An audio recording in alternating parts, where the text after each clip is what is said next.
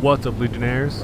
9.12 is out, or will be tomorrow. So, since the patch notes are live, I figured I'd go over and we can go over what's important, what's up, and all that kind of thing. Yes, I'm back, baby. It's been a while. The last video I made for an update was 9.8. You'll notice there's no 9.11. I think that's deliberate in order to keep away any sort of similarities with 9/11/2001 when Al-Qaeda hit the World Trade Center in New York and brought down both towers. So I think that's why they skipped 9.11 and went straight to 9.12. Pretty smart move, I think. All right, let's get this started. Important. Improvements to the game engine that will allow for further introduction of modern functionality. This is basically real minor. They've been working with the Big World engine for a long time, and this is basically so that they can adapt as needed. Remember that big fiasco with going to the HD mode from SD? Yeah, this was part of that. Final version of Rampage battle mode for high-tier vehicles. That's fine. New Berlin map, fine. I don't know if I'm a big fan of Rampage, but we'll get into that later. Proving Ground, I like this. As long as the bots aren't terrible. We know that bots are a thing. Obviously, I think everyone who has ever played World of Tanks has dealt with bots in some vein or another. So, bots, I don't think will be a problem. Changed principle of how spotted enemy vehicles are displayed. Yes. Oh my god, I've been waiting for this shit. Alright, so here's the deal. Basically, it says right here. So, before vehicles were displayed within a 1,000 by 1,000 meter area around the player's vehicles. Yes. So, what this means is that, yeah, so the way it works now is, it used to be a square area of spotting, and now it's a circle. So remember how you used to be able to abuse your spotting distance on a diagonal line with the map? If you look where the map is like a straight up and straight, an X and Y axis basically. You could spot someone a lot further away if you were at an angle than if you were straight in front of them. Well, that's now fixed. Now your spotting range is exactly your spotting range. So even though if your spotting range is still, say 400 meters, it's not 400 meters in X and 400 meters in Y. It's now 400 meters in X plus Y, which is actually X squared plus Y squared times to the 1/2, which is math, but you don't have to worry about that. The important thing is that spotting distances as a whole got nerfed. Now, they said it's replaced by a circle with a 564 meter radius. Now, what this tells me is that this must be how spotted enemy vehicles are displayed on the mini-map, is my guess. But I'm not sure about that. Or maybe that's the maximum spotting. I'm not sure. Either way, they're going to a circle rather than a square, which is a great, great change for a system that has really needed it.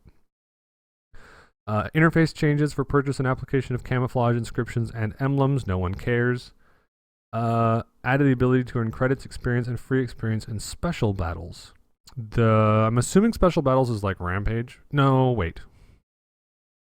Special battles must be like Clan Wars, Strongholds, that kind of stuff. But I thought you could already earn credits and experience and free experience. I'm confused. Okay. Maybe, I don't know. All right, vehicles. This is the one that everyone gives a shit about. They are adding the Czechoslovakian tanks. Big deal. They've been working on the Czech line for a long time. If you guys have ever read the original For the Record, the author of that, before he went on hiatus, was massively into getting a Czech tree. So I'm looking forward to that. The Skoda T40. The other one, too, is actually a lot of tanks are already Czechoslovakian, so we might see some tanks that are in the German line right now transfer over. We'll see. For example, I think the Panzer 38T, I think, is technically Czechoslovakian. Don't quote me on it. Let's see, a couple of renames. The KV-220 is now the KV-220-2. This, I believe, is in order to keep it separate from the KV-220 that people got as pre-order bonuses, because I believe the tanks are technically different. KV-1 in HD, ooh, 212A, no one cares about artillery, and the IS-8, which is renamed to the T-10, which is good, because I don't believe the IS-8 was ever actually produced, not in the one in the game at least. It was still a T-class tank. I like this, okay? Or maybe Or was it a medium? I don't remember. I know that T10 is technically the real name of the tank, not IS-8. So at least it's getting the real name now. Also, Martyr 38T, Sturmpanzer Bison, Artillery Piece 38NA, Vespa 21D, Panzer. So these are a bunch of low tier stuff. And then you've got the Tiger 2, the Yag Tiger 88, and the Yag Panther 2. Ooh, Tiger 2 getting an HD. I hope it doesn't suck. Let's see, T-34, which is fine. Bunch of French tanks no one cares about.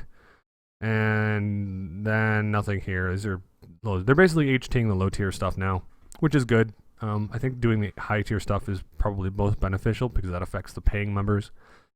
But getting everything else into HD is part of their vision, and 28 vehicles is quite a lot for an update. That's pretty impressive. Alright, following replacements in the US tank destroyer and artillery tech trees. The T-82 has been rebalanced. It is now a Tier 4 artillery, and it has been replaced with a T-56 GMC Tier 3 tank destroyer. I can tell you right now, without knowing anything else, the T-56 GMC does not have the 105. Because the T-82 is amazing right now.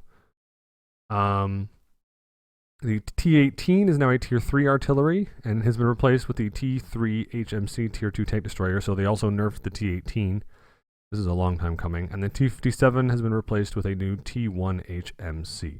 So these, basically they're taking the tanks that maybe didn't actually fill the correct role and are putting them in the correct role. For example, the T-82 and the T-18 were actually artillery pieces, not tank destroyers.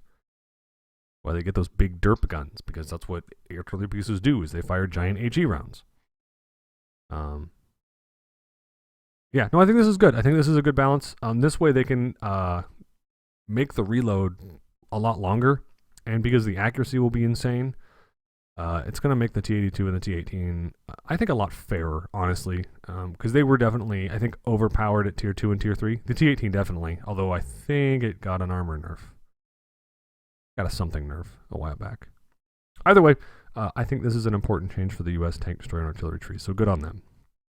This is a big deal. The FV-4202, also known to some of you as the Prius, the Tier 10 medium tank, has finally been replaced with the Centurion Action X. Additionally, the FV-4202 has been moved to a Tier 8 premium and been rebalanced, which is a big deal. Because of that, of course, the Carnarvon has been changed to have a new turret from the Centurion Action X. This should also say replace the standard first turret of the Conqueror UK heavy tank with the turret of the Centurion Action X.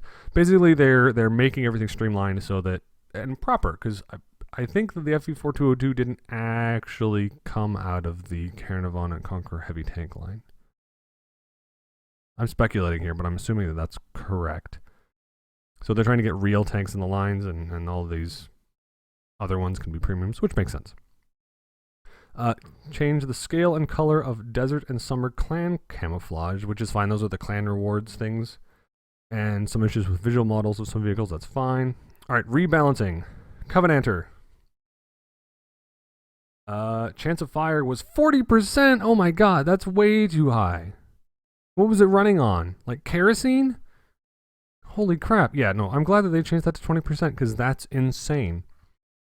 Slope angles for the upper glacis plate were reduced to 57 degrees. I don't think it's going to matter because both of those are just shoot and head with HE still. The mouse got increased armor protection because that's what the mobs needs. The mobs need increased armor protection. Now, this is actually a good thing. This will, there were cases in which you could actually shoot through the mantlet on the Moz rather than shooting through the armor, which is a problem. There shouldn't be many situations in which you can go through the mantlet. Unless there's like nothing behind the mantlet. But I'm pretty sure the Moz wasn't one of those tanks. So this is good. I don't think it'll change the Moz's too much. It'll just make it slightly more tanky, but probably not enough. I doubt there were very many people that were taking advantage of the increased mantlet. It's still not going to be used in Clan Wars. But I think as far as random battles goes, I think this will be fine. The Lova also got increased armor protection to the gun mantlet. This is also fine. The T-22E3, this is that Clan Wars reward tank. Penetration was buffed, which is good. I think it certainly needed it. 128 for, I think it's a tier 7. 128 for a tier 7 penetration is just not enough. 150 is just barely pushing it. I'm okay with this. Increase the speed of the Egg Tiger 88. Maybe? We'll see. I don't know how much this is going to affect anything. We'll see. That's not a big increase, but it will increase speed a little bit. It'll be interesting to see what happens with that. I predict that this is going to be a very, very minor change for the Egg Tiger 88. It'll just get it into position slightly faster, but if you're driving it and you're a moron, you're still going to die. And if you're not a moron, then you were going to be fine in the first place. So this, I think, will only affect top-tier players with the 88. Yag Panther Ferdinand and Yag Panther 2. Shell flight speed for the 105 was increased at all ammo types by a significant amount. Oh, so that they equal out between both 105 long L52s. Okay, that makes sense. I'm glad they didn't actually nerf the other 105s because that would have been really rough. So this is okay. I'm okay with this. This is good. What else? E50M had a slight buff so that the 105 L52 off B and off K guns are equal. Okay, that's fine. No, I think that's fine. This is a really minor buff. They're just standardizing tanks, which I think is a fine thing. I'm still upset that the KWK and the packet guns are different, even though the caliber is the same, but that's not important. We all have to deal with the fact that we have the same gun on tank destroyer and medium and heavy tank lines, and we don't get to mix them. Okay, T-62A fixed the issues with armor protection on the lower parts of the vehicle's sides. I don't know exactly what it was, whether it was too strong or too weak or what, but apparently it's fixed now, so that's good. KV-220 engine power increased to 850. I'm assuming this is the KV-220-2, and they just didn't think it through when they changed the name originally. Decreased crossing capacity to balance this change. I like this. So it's faster, which means it will get up to speed faster, but its top speed will be affected more by terrain. And armor protection of the upper glacis plate goes from 100 to 120. It was already really tough for tier 5. I don't see 120 making that much of a difference. It'll just make it more invincible on the upper glacis, but that's fine. And the T-51 first prototype, the other premium, dispersion was buffed. So the gun was buffed just slightly. More accurate that's pretty significant actually, going from a 3.8 to a 3.6.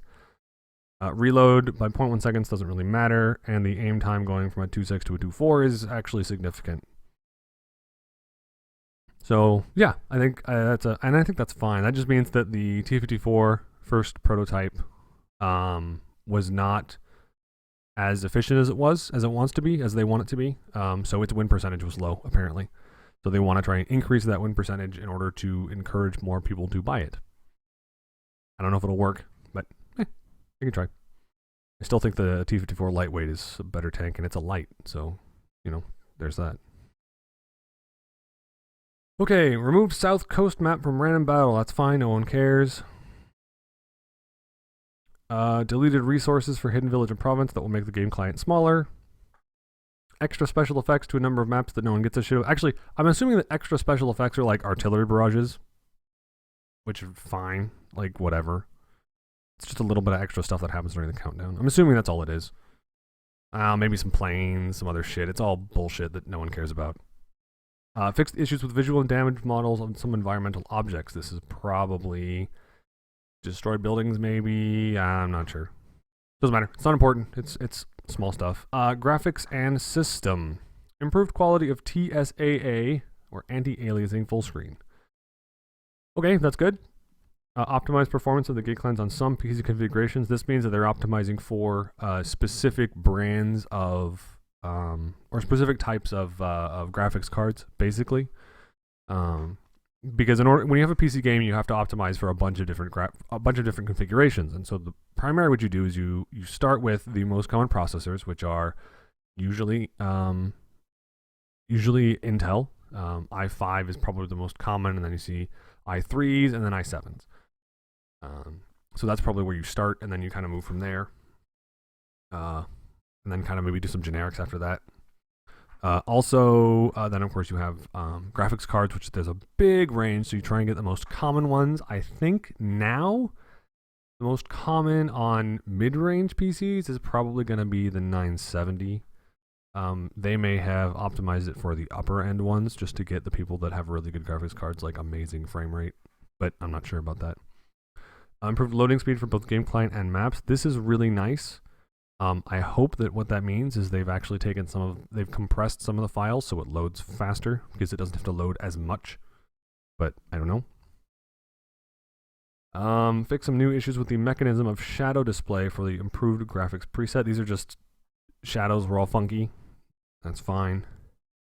And some special effects for causing performance lags. Again, these are like artillery barrages, smoke, which I think was a big problem on things like Ruinberg on Fire, which I think they got rid of.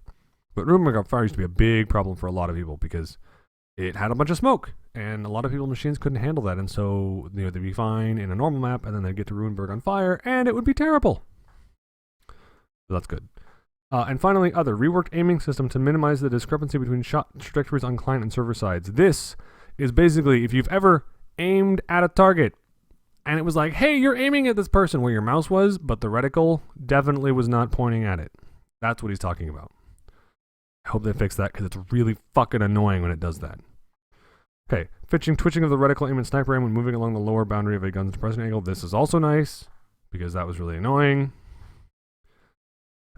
Clan profile, a new interface that contains detailed information about clans. I'm assuming this is in-game clan stuff, which would be nice. You know what I would really like? Being able to access the global map in the client instead of having to go to a browser or something.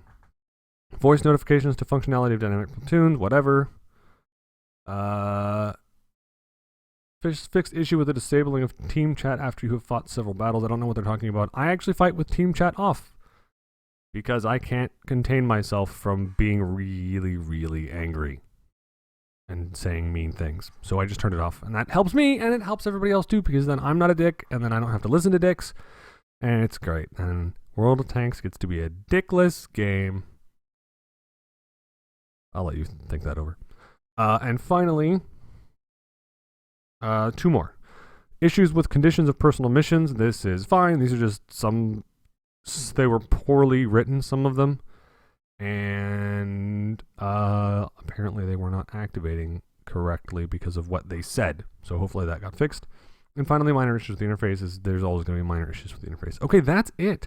9.12. Now, they promised a giant update for 10.0, but that got pushed back. They're going to try and... I think they're going to double check and make sure that 10.0 is good. I'm going to go back up to the top here. Right like that. So they're going to double check and make sure that 9.x is stable and good before they move into 10.0. I think that was a problem they made with like 9.0 and other big updates. Is they had a big problem. They wanted to do this big update, and then it was really unstable, and they had to roll a bunch of things back, and it was terrible. So I think this is okay to go to 9.12. Get your shit together, get it fixed, and then we don't have to worry about it. Okay.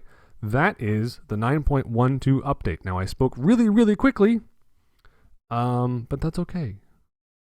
Yeah, no, I'm really excited about this update. I think that it's a nice, small update. They're making a bunch of adjustments. Nothing too broken there. I think the biggest thing is going to be the tier 2 and 3. So for newer players, I think that's a really, really important thing. Of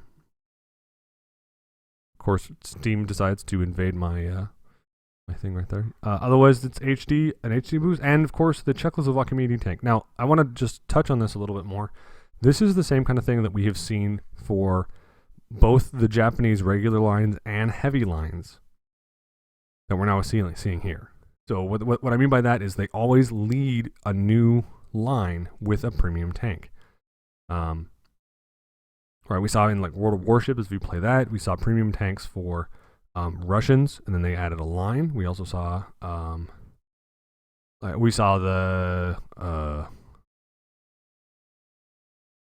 Chi, I don't remember what it was called, Chi something. But it was a Japanese tier 5 medium that they had for a long time, and then they introduced the Japanese line.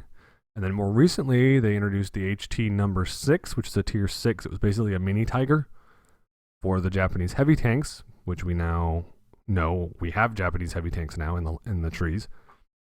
So this is basically they're telegraphing that we are getting a Czech line, which is good because the Czechs produced a ton of tanks, an absolute ton of tanks that were and were not successful, but that's, all the lines have that.